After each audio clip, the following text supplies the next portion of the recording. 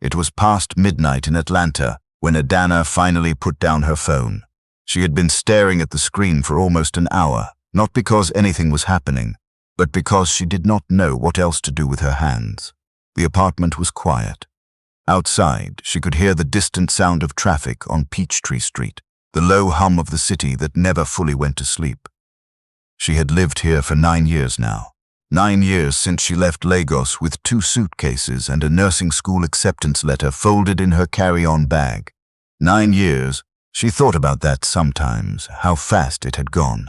How far she had come from the girl who used to wake up at 5 in the morning to help her mother open the small provision store on their street before school. Adanna set her phone face down on the nightstand and reached up to turn off the lamp. Tomorrow, she told herself. Tomorrow, she would call home. She had been saying that for 3 weeks. The morning of her flight back to Lagos, Adanna sat in the departure lounge at Hartsfield-Jackson Airport with her carry-on between her feet and a cup of coffee she had barely touched growing cold beside her. Her colleague Renee had walked her to the security line that morning, arms wrapped around her tightly. "You're going to be fine," Renee had said. "Your family is going to be so happy to see you." Adanna had smiled and nodded and said yes, of course. But even then, something had felt uneasy inside her, a quietness she could not name. She was going back for her younger brother Emilio's engagement celebration. He had called her 2 months ago, voice bright and full of excitement, telling her that he was proposing to his girlfriend and that she had said yes and that the family was planning a gathering. "A proper celebration," he said. "Mama has been cooking for 3 days already." Adanna had laughed at that. She had bought a new dress and started packing, but in between the phone calls and the preparations, something had been bothering her. Small things, things she had pushed aside because she did not want to spoil the moment. She thought about her mother now as the boarding announcement came over the speakers. Mama Sune. That was what the neighborhood women called her. Mama Sune, after Adanna's late father, whose first name was Sune. Her mother had carried that name long after he passed. She had carried a lot of things long after he passed. Adanna gathered her bag and stood. She thought about the last real conversation she'd had with her mother. Not the short calls where Mama would say, "I'm fine, don't worry about me," before passing the phone to Emilio or one of the neighbors. An actual conversation where her mother's voice came through clearly, where she talked about something other than the weather or who had visited from church. That had been a long time ago. Emilio always said she was fine. Mama is fine, she just doesn't like the phone. He'd said that so many times over the years that Adanna had stopped expecting anything different. She had believed him. She had believed him completely. Lagos received her the way it always did, loudly, warmly, without asking if she was ready. The air hit her the moment she stepped out of the arrivals hall. That particular Lagos air, heavy with exhaust and heat, and something underneath it all that still, after 9 years, felt like home. Emilio had arranged a car for her, a driver named Tunde, who met her outside holding a handwritten sign with her name on it. She smiled when she saw it. Her brother had always been thoughtful like that.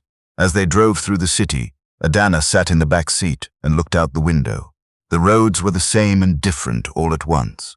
New buildings going up beside old ones that had not changed since she was a child. Yellow Danfo buses weaving between traffic. Market stalls spilling out onto the road the way they always had. She was going to see Mama. In a few hours she would walk through that door, and her mother would be standing in the kitchen, and the smell of jollof rice would fill the whole house, and everything would feel ordinary again. Good and ordinary. That was what she told herself. The traffic slowed near the bridge, and the driver turned on the radio. Adanna leaned her head against the window.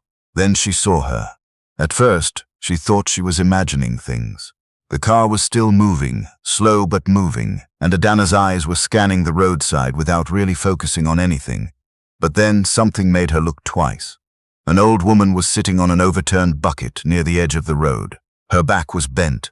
Her wrapper was faded, the kind of faded that came not from washing but from time.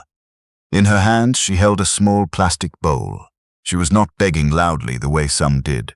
She was just sitting there, head slightly bowed, the bowl resting in her lap like she had forgotten she was holding it. Adanna's body went cold before her mind caught up. She pressed her face to the glass. No. She looked again. Really looked. The woman's face, the set of her jaw. The way her left hand always curled slightly inward, a small thing from an old injury, something most people would never notice. "Stop the car," Adanna said. Her own voice surprised her. It was very quiet. "Madam, stop the car right now." Tunda pulled over immediately. Adanna had the door open before the car had fully stopped. She stepped onto the road and the noise of the city rushed in around her. Horns, generators, voices. But she did not hear any of it. She walked toward the woman. Her feet felt strange, like she was moving through something thick. She stopped in front of her. "Mama." The old woman lifted her head slowly. Her eyes were cloudy with tiredness. Then they focused. For a moment, neither of them moved. Then her mother's lips began to tremble. "Adanna," she whispered. "Is that you? Is that my daughter?" Adanna dropped to her knees right there on the roadside. She did not care about the dirt or the people walking past or anything else. She took her mother's hands in both of hers and held them. Her mother's hands were thinner than she remembered. The knuckles more prominent, the skin drier. "Mama." It was all she could say. Tears fell down her mother's face without any sound. She lifted one hand and placed it against Adanna's cheek. "My daughter," she said softly, "you came back." The hospital near the bridge was not large, but it was clean. Adanna stood at the reception desk with her hand on her mother's back, speaking to the woman behind the counter with a steadiness she did not feel. "She needs to be seen," Adanna said. "She is elderly. She has been outside in this heat, and I need someone to assess her now." The nurse looked at her, then at the old woman. "Is she family?" "She is my mother." They were seen within the hour. Adanna sat outside the examination room, on a plastic chair that was too small and too hard, and stared at the door. In 9 years she had put her mother's face in a specific place in her mind. The place where everything that mattered but could not be touched right now was kept. She had kept Mama Sune there, in that safe, unreachable place, because it was the only way to keep going, to keep working the night shifts, to keep sending the money home, to keep building the life that was supposed to make all of this worth it. If I have been sending money home every single month for 7 years, she thought, why was my mother sitting on the side of the road? She pressed her palms flat against her thighs and breathed. The doctor came out not long after. A young man with glasses and a calm way of speaking. "Your mother is dehydrated and malnourished," he said. "There is also early-stage hypertension that has not been managed. Nothing that cannot be addressed, but she needs care and rest and consistent meals. We would like to keep her overnight." Adanna nodded. "Please do whatever is necessary. She will be all right," he said. She almost asked him how he could possibly know that, but she nodded again instead and thanked him. They let her sit with her mother that evening. Once she was settled in the ward and the IV was running. Mama Sune lay against the pillow with her eyes half open, looking at the ceiling with the particular expression of someone who had been surprised by their own exhaustion. Adanna pulled the chair close to the bed and sat down. "Mama," she said softly, "can you talk to me?" Her mother turned her head slowly. "I am not going anywhere," she said, a small, dry humor in it that made Adanna almost smile. "What happened?" Adanna asked. "How long has it been like this?" Her mother was quiet for a moment. Then she said, "A long time, my daughter, a long time," she explained slowly, pausing often to rest. After Adanna's father died, she had continued running the provision store. It had kept her occupied, given her a reason to be up and moving every morning. But in the last 2 years, her knees had made it difficult to stand behind the counter for long hours, and eventually she had had to close it. "But the money I send," Adanna said gently, "every month, Emilio receives it for you. He told me he was giving it to you directly." Her mother looked at her. "My daughter," she said slowly, "I have not received money from Emilio in over 2 years." Adanna felt the words land somewhere very specific inside her, not in her chest, but lower, like something dropping through a floor. "He told me," her mother continued quietly, "that you were having difficulties abroad, that things were hard for you, that the hospital where you worked had cut your hours and you were struggling." Adanna's hand was very still on the edge of the bed. "He told me not to bother you," her mother said, "that you were doing your best." For a long moment, Adanna did not speak. She thought about Emilio's voice on the phone, always easy, always reassuring. Mama is fine. She doesn't like talking on the phone. You know how she is. And the time Adanna had asked to speak with her directly. The network in the area has been very bad. I'll try to call you from her phone next week. And the next week it was something else. And the week after that, she had believed every single word. She brought out her phone and dialed Emilio's number. It rang and rang. No answer. She tried again. Nothing. Adanna set the phone face down on the side table. She looked at her mother, who had watched the whole thing with eyes that held no surprise at all. How long have you known? Adanna asked quietly. Her mother looked at the ceiling again. I started to suspect, she said, when I went to his house and found strangers living there. Adanna went still. He moved, her mother said. About 18 months ago. He did not tell me where. She did not sleep that night. She sat in the hospital chair beside her mother's bed and listened to the sound of the machines and the distant noise of the corridor, and her own thoughts which would not be quiet. She was not someone who was easy to deceive. She had grown up watching, noticing. In nursing school she had learned to read what people were not saying as much as what they were. She was good at it. And still, she thought about the money. 7 years of monthly transfers. Every month, without fail, even during the months when her own account had been thin. She had sent money home before she paid her own bills sometimes, because her mother came first. That was not even a question she had ever had to ask herself. She thought about Emilio standing at the engagement celebration she was supposed to be attending right now, smiling, his fiancée beside him, guests bringing gifts. And somewhere on the other side of the city, their mother had been sitting on a bucket on the roadside. By the time the morning light started coming through the high hospital windows, Adanna had made a decision. Her mother was discharged the following morning.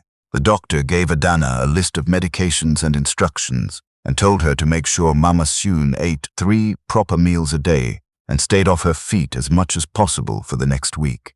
Adanna helped her into the car and took her not back to the old house, but to a guest house near the hospital. A small, clean, quiet place with an air conditioner that worked and a woman at the front desk who reminded her of a school matron and who seemed, without being asked, to understand that what was needed here was gentleness. She got her mother settled. She ordered food. She sat with her while she ate, slowly at first, then with more intention, the way someone eats when they have been pretending for too long that they were not hungry. Adanna watched her mother eat and felt something very complicated move through her chest. Then she stood up. I will be back, she said. Rest. I have something to take care of. She knew she could not reach Emilio by phone. He had made that clear enough. But she also knew something he probably thought she had forgotten. When they were children, their father had a friend named Mr. Babatunde Coca, a tall man who wore the same 3 suits in rotation and who smelled of tiger balm and old newspapers. He had an electronics shop not far from the market. Mr. Babatunde had been the one who taught Emilio how to fix things. Radios, fans, small appliances. Emilio had loved it. Even after he stopped going to the shop, he had stayed in touch with the old man. Adanna called Renee back in Atlanta. I need you to do something for me, she said.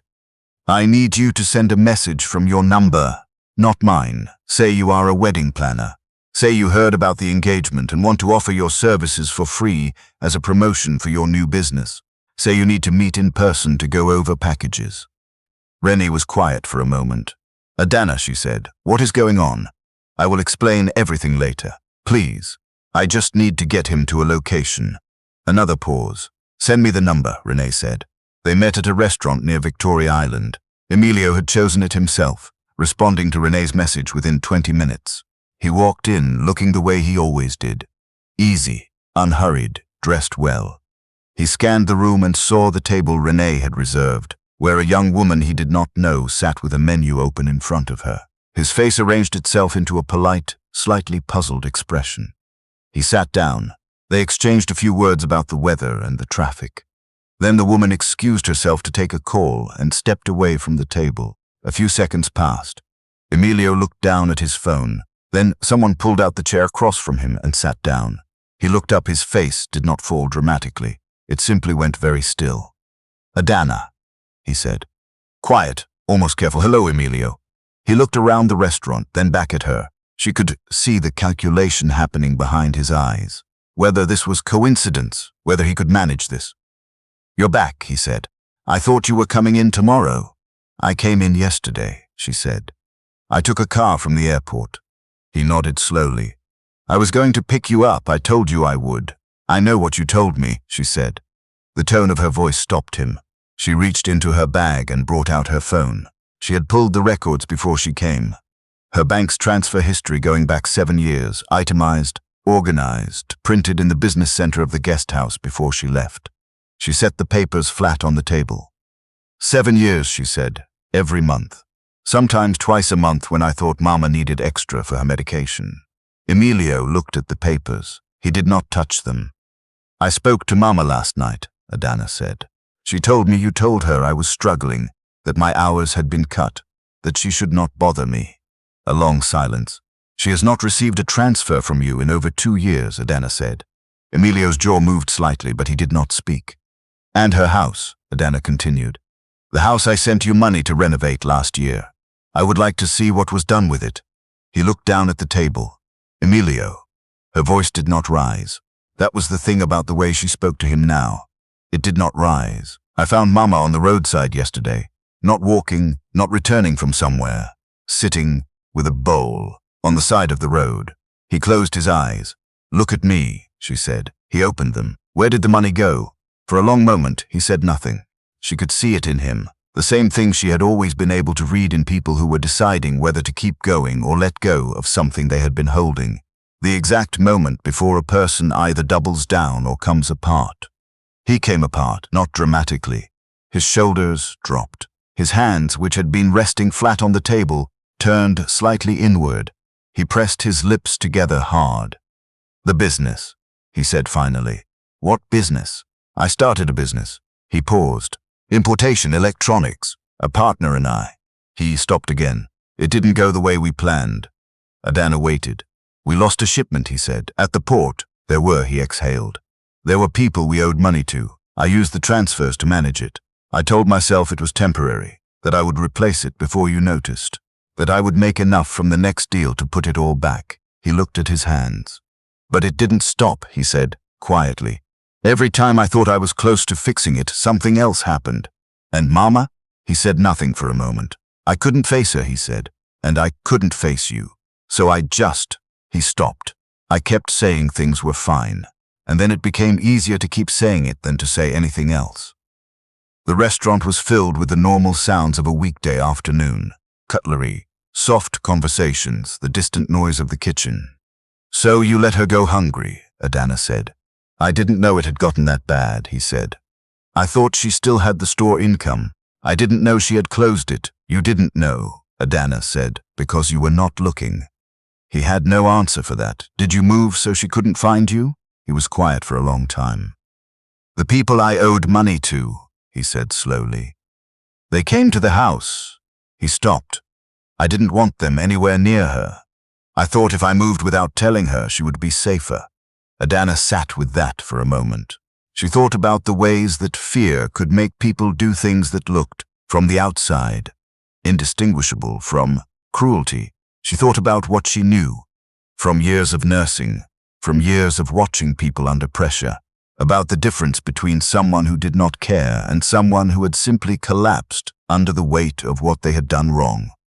The way guilt could become its own kind of paralysis. None of that made it acceptable, but it was something, a shape, an explanation if not an excuse. "I need you to come with me," she said. He looked up. "To see Mama," she said, "right now." His face changed in a way she had not expected. Something broke in it that looked less like shame and more like grief. The kind a person feels when they have been holding a terrible thing for so long that being seen with it finally becomes, in some impossible way, a relief. "All right," he said. They rode to the guest house without speaking. Adanna led the way down the corridor. She pushed open the door to her mother's room. Mama soon was awake, propped up on the pillow, looking out the window at a small courtyard where a tree stood in the late afternoon light. She turned at the sound of the door. She saw Adanna first. Then she saw Emilio. He stood in the doorway and could not seem to make himself step further in. "Mama," he said. His voice was wrecked. Just that word. and nothing more. Mama Sune looked at her son for a long moment. Her expression moved through several things. Adanna watched her, watched the pain move through her mother's face like weather, and then something slower, something older than anger. "Come here," her mother said finally. He crossed the room and knelt beside the bed. He put his face in his hands and his shoulders shook. He did not make the kind of sound people make when they are performing grief. He made the kind of sound people make when they are not able to keep something in any longer. Mama Sune placed her hand on top of his head. "My son," she said quietly, not forgiving yet, not scolding, just acknowledging that he was still hers and that this was what had to come first. Adanna stood by the window and looked out at the courtyard tree and let them be. It took 2 days to understand the full shape of what had happened. Emilio had run up debts that were real and significant. He had been moving from one attempt to fix it to the next for nearly 3 years. The renovation money for the house, money Adanna had specifically transferred for that purpose, had gone to settle one of the debts. The house had never been touched. He had photographs on his phone that he had found online. A house in another neighborhood. He had been sending her those pictures as proof of progress that had never happened. When Adanna saw that, she sat very still for a minute. Then she stood up and went to her mother's room and sat on the edge of the bed and held her mother's hand and did not say anything at all for a long time. She did not let it rest with just the conversation. Adanna was not someone who believed that saying sorry was the same as making things right. She had grown up watching her mother make things right, quietly, without drama, without waiting for applause. You saw what needed to be done, and you did it. She went with Emilio to see the creditors. She did not let him face that alone, but she stood beside him, not in front of him. These were his debts and his responsibility, and she made that clear. What she could offer was her presence and the knowledge, made very plain, that Emilio was not a person who was going to disappear on what he owed. The engagement celebration was postponed. That was Emilio's decision, made quietly, without being asked. His fiancée, a composed young woman named Dara, who turned out to know more of what had been happening than anyone had realized, agreed. Adanna spent 3 weeks in Lagos. She found a new apartment for her mother. Not large, but good. Ground floor, because of the knees. A small yard where Mama Sune could grow the tomatoes she had always grown, even in the provision store days. Close enough to the church she had attended for 30 years that she could walk on Sundays. She hired a woman to come twice a week. Cooking, light cleaning, company. She set up a direct transfer that bypassed Emilio entirely and went into an account Adanna helped her mother open herself. "You will call me," Adanna said on the last evening before her flight. "Not Emilio. Me. Anytime you need anything." Her mother looked at her with the particular expression she had worn all of Adanna's life, part love, part appraisal, the face of a woman who had always seen her daughter clearly. "I know," she said. Adanna squeezed her hands.